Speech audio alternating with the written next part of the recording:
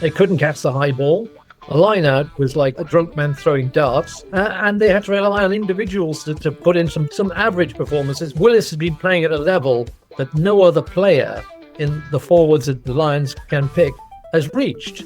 And so I think that's going to be a weakness for them. We had a slap-up meal in one of London's most expensive restaurants, paid for by the sports editor. And when the sports editor made a comment about rugby, Campo turned to him and said, "Look, mate, shut up. You know nothing about the game." DSPN, the Devlin Sports Podcast Network. The Lions tour is upon us this weekend. Lions play the Force in one of the many tour games. 3 tests are coming, but they're not for a few weeks now. The tour actually officially kicked off last weekend against Argentina.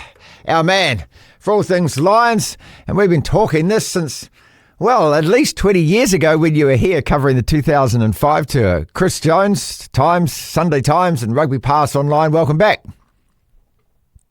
Great to be talking about yet another Lions tour. And you know what? Campo's had a go at the Lions. Yeah. It's quite amazing, isn't it? He hasn't ever got over dropping the ball in his in-goal area in '89 and handing us that wonderful victory. Well, look, the guy that he threw the pass to, Greg Martin's a great mate of ours, and he hasn't forgotten it either. We might as well start there since you've brought it up. Campo says that 3 or 4 players he's singled out and said if the Lions pick this kind of team, well, Australia are going to win it 3-0. Look, a couple of aspects to this, isn't it? The war of words has begun. There's many layers to this we'll get into. But good old Campo, I mean, look, I like the guy. He's played 101 tests for Australia. He's earned the right to make comments, hasn't he? And he certainly enjoys stirring the pot. He does. I had the joy of him being one of our columnists during the '99 World Cup, and we had a slap-up meal in one of London's most expensive restaurants, paid for by the sports editor who was on the round table. And when the sports editor made a comment about rugby, Campo turned to him and said, "Look, mate, shut up. You know nothing about the game." Right. You just paid the massive bill, but it didn't matter to Campo. Didn't matter at all. You didn't know anything about the game. And those comments that he comes out with are always for a reason. And, he's looked at that game against Argentina. Yes, look, Lions look like a team who hadn't played together before. We're up against not the full strength Argentinian team, but a team that knew what they were doing far more than the Lions did. And it wasn't great. In certain aspects, it was awful. They couldn't catch the high ball. A lineout was like a drunk man throwing darts. And they had to rely on individuals to put in some average performances, which stood out in the current level of performance. And that isn't the Lions. That wasn't the strongest team. They will look more like the Lions against the Force, and with 15 Irish players in the squad, you'd expect them to pick a few of those combinations just to bring some order to what at times was a chaotic sort of performance. Chris, I mean, who is the best Lions side, and when do we actually get to see that? I mean, how much experimenting is Andy Farrell going to be doing up until those test matches? Well, he's going to have to wait until the third game of the tour to get Blair Kinghorn from Toulouse. Now they're in the final, because he'll be the fullback. He's 6'6". He's going to dramatically change their ability in the air. He's also a fantastic attacking force, as he's shown with Toulouse this season. The big problem that they've got, he's not going to be joined on the plane from Toulouse by Jack Willis, who's been ripping up trees all season, playing in the back row for Toulouse, and is the player that they are going to miss on this tour, because one thing that we saw against Argentina is they lacked that third jumper and that physical presence. And yeah, they've got some really good lumps up there, like Joe McCarthy from Ireland. He'll pull it about. But Willis has been playing at a level that no other player in the forwards that the Lions can pick has reached. And so I think that's going to be a weakness for them. Yeah, you won't see the best Lions team probably until the second test, because history tells us they make a few selection problems in the first one.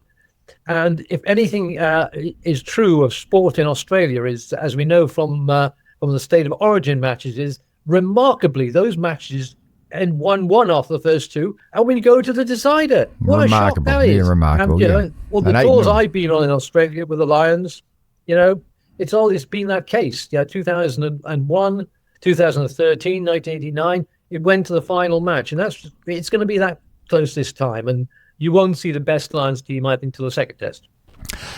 The comments that are made, and I can't remember which Lions guy, it was one of the management, I think, and it was directed at Joe Schmidt. Joe Schmidt's made some comments about the Southern Hemisphere midfield, which is very mischievous. I love those. And also then the retort coming back from the Lions was that, or hang on a second, we've got an agreement in place which says that these Super Rugby sides, the other sides that we're playing, have to pick their Wallabies. Is there such an agreement, and how can you possibly enforce that? Well, you don't have an agreement that says you must pick your best players all the time. I mean, it's not like the Lions we promise a Mel Gibson be playing scrum half, and then they give the number 9 jersey to a bloke who's finished a pie in the crowd. This is a fact that there is an agreement, but the agreement, as Joe Schmidt very helpfully told us all today, says that while they're not contractually obliged to play their very best players, there is a best intention. And Marty, as you know, that can mean anything. It's a very broad, sort of scope to define, isn't it? Absolutely. And they're not going to play all their best players in every single one of the warm-up games. He's already said he's going to ring fence the top 25 for the Fiji match. And so what you're going to get is other Super Rugby players. These aren't amateur blokes who just happen to wander onto the pitch. These are members of a professional squad, and they will play against the Lions. Chris, just that comment about the Southern Hemisphere midfield, echoed by William McBride, who's also raised eyebrows about what he calls foreign players playing in the Lions, those that aren't part of the traditional Wales, Scotland, England, and Ireland, the British Isles plus Ireland. I mean, that's what it's meant to be. Is this just a changing of the times? Is this anything that really needs to be talked about? Not really. We've had these discussions about qualification, and you can point the finger at World Rugby for creating this current situation. But only 7 of the players in this squad of 38 are from what you call the Southern Hemisphere.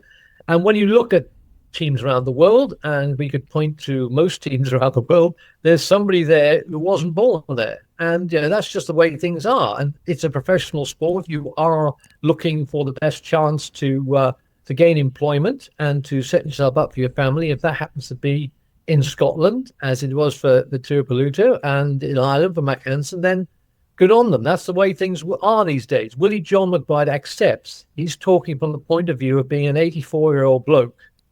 He's earned his stripes, though, whose hasn't he? own career isn't the cleanest you could claim. It was defined by that call. Decisions he played, including all the matches he went to in South Africa during apartheid. But he got on with it.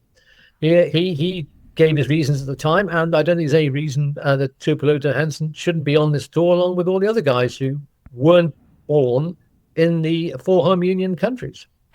Chris, a couple of questions before we let you go. Always thank you for your time, mate. So what kind of a style are we expecting from the Lions? Is it going to be that Irish way of playing that Andy Farrell had, which was very patterned? We were together at the World Cup, and we were there watching the fact that all went wrong for them against the All Blacks because they were unable to change that game plan. Is that the way he's going to coach this same team, or do you expect them to be more expansive because that's kind of a Lions tradition, or is it just win at all costs? The last bit is very much where Farrell's coming from, but the difference is that he has a 10 in Finn Russell who will show the ability to play within that Irish type of pattern where you've got 2 or 3 options each time Gibson Park gets the ball, and his fitness is going to be really important going forward. But Finn Russell will bring that something extra to the equation. And that's what's really tantalizing for Lions fans, is because there's a lot of power out in those wings. And it is the ability of Russell to bring those players into play more often than probably we've seen an Irish team do it. And, it starts up front. There'll be a very sort of Irish, hard-nosed forward effort, allied to people like Mario Itoje coming in and Tom Curry. So it's going to be a hell of a battle up front, but you will see some really expansive play from Finn Russell, because that is in his DNA. You can't stop him doing that. And even though this may upset several Lions fans and several up your end of the world, I mean, this series is just a warm-up for the real World Championship, which is the All Blacks versus South Africa. And there's not a rugby fan on the planet that doesn't know that. This is the second division prize, isn't it? The Lions Tour of Australia. Really? Okay. Well, you've got a French squad coming towards you shortly, which has got quite a few good players, but again, it's not their top squad. So I hope that'll be not too much of a problem in terms of your warm up, and you won't be taking them to court for not bringing all those guys who are in the Toulouse and Bordeaux teams. But look, it is going to be a fantastic series. Yes, we are looking forward to it, but do not underestimate the sort of talent the Lions are carrying in this squad. And if Farrell does allow them the chance to show it, it's going to be a really, really good series, because thankfully, and we do needed this, I know it's hard for both of us to say this, we actually need the Australians stop being rubbish. Yeah, it's a good point. And so how do you call it then? You reckon it's a 1-1 split that goes to the decider, as always in Australia, as you say?